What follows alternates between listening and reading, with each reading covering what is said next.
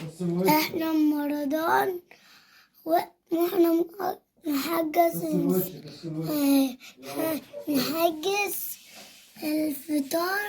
لا، نحجز السحور نحجز عشان نجهز عشان نجهز ناكل وننام وناكل يا الزبادي. احمد قوم يا احمد اغسل وشك يا احمد. وانتوا عارفين ده طلع من بدري.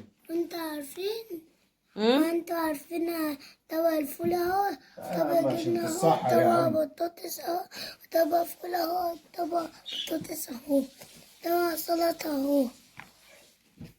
وعندي هنا دي كزبرة، عودين كزبرة كده وعودين بقدونس كانوا عندي، فقلت ايه هعمل بطاطس بالخضرة. احط البطاطس عشان تتسلق بسرعة ونقعهم كده في مية اهو. تعالوا نشوف هنعمل ايه تاني. اول حاجة انا عملتها، انا قشرت البطاطس بالقشارة. عايزة تسلقها بقشرها وترجعي تقشريها براحتك، بس انا عشان استسهل قشرتها بالقشارة على طول كده وسلقتها زي ما انتم شايفين كده. هتتسلق عادي زي اي بطاطس ايه بتتسلق.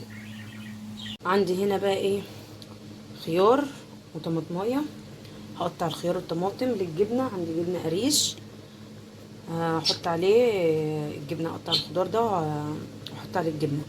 طبعا يا جماعه عايزه اقول لكم على حاجه، انا بيبقى نفسي ان انا اصور واشتغل، يعني ما بقاش ماسكه التليفون بايديا واشتغل يعني. بس للاسف انا كنت جايبه استند يعني وماليش نصيب فيه، اتكسر للاسف مني.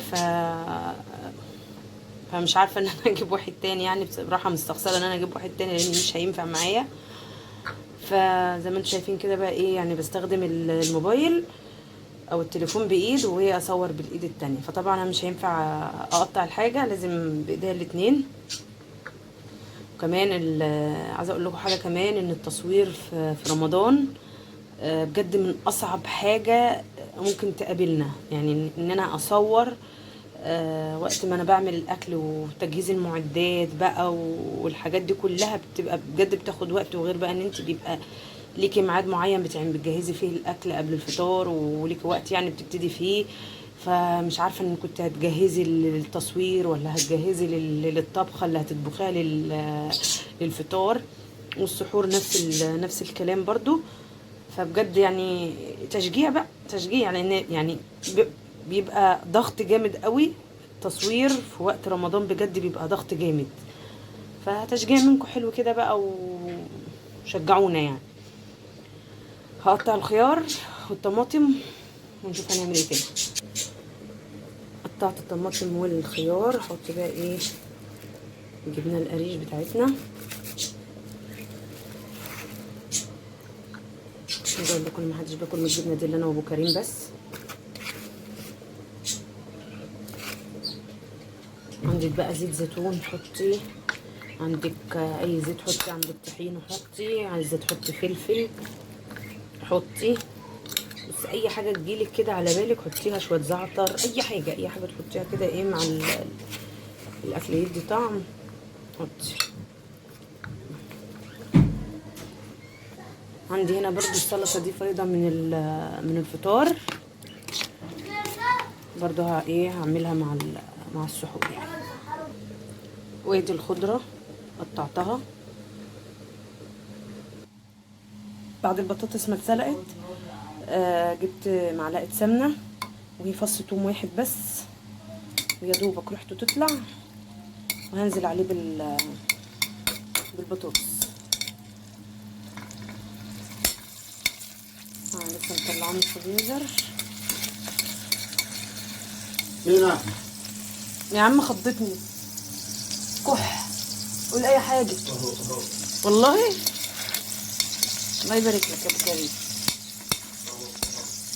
انت بتتريق بقى. لا جدا. قمر العيش اللي بس يبقى قمر العيش، قمر العيش. حتى الكيسه؟ لا في الكبس بس كده ريحته طلعت. انزل بقى بالبطاطس. طبعا هرسها.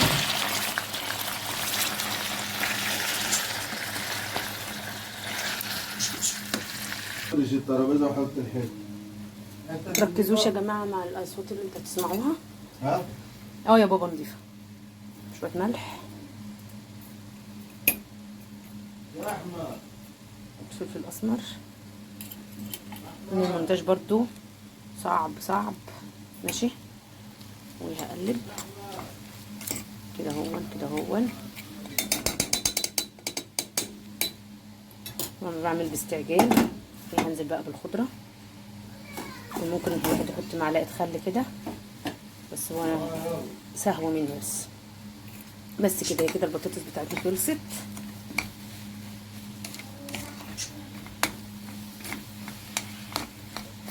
كده تقليبه كده على النار خلاص.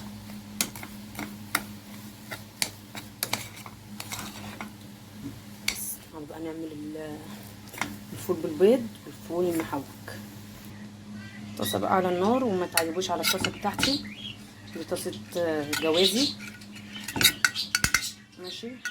فطبعا انا ما عنديش طاسات صغيره غير الطاسه دي، يا دوبك هما 3 بيضات اللي انا هقليهم.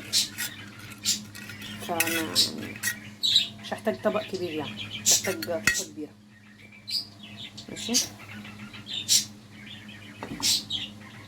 بتفل اصلا يا جماعه، بس من كتر الاستخدام وكده ابيض زي ما انتوا شفتوها كده، بقت ألموني. دي معلقه سمنه سايحه واقلب البيض عادي خالص. يقول لك سموا ليه الزمالك؟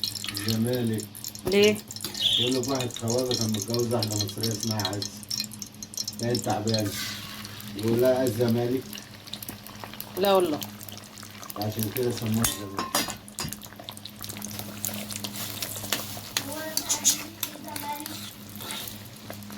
مين اللي بيتكلم؟ محمد ابنه يقول ايه؟ بترع زمان. ما كل العيال كلهم ناموا، مفيش الا هو اللي صاحي. الزمالك خلاص هو براء. كان مين الصحابي؟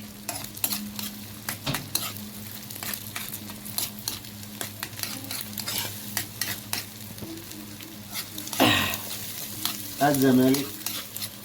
انا نوره مش عزه. انا بسأل على نادي الزمالك. هات الفول فين هو؟ بس هات الساده، ما تجيبش انا المحوج. السيدة ولا اهو حطيت بقى الفول معلقه زيت.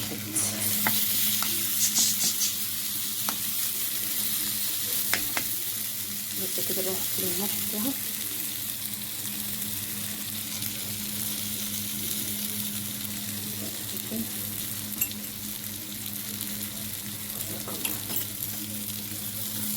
كده طبق الفول بالبيض.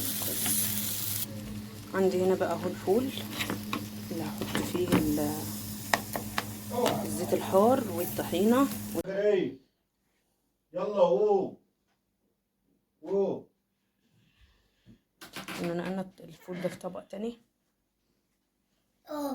صح. يلا يا عم. يا احمد احنا غسل وشك يا احمد. رمضان غسل وشك ونحجز الصحب.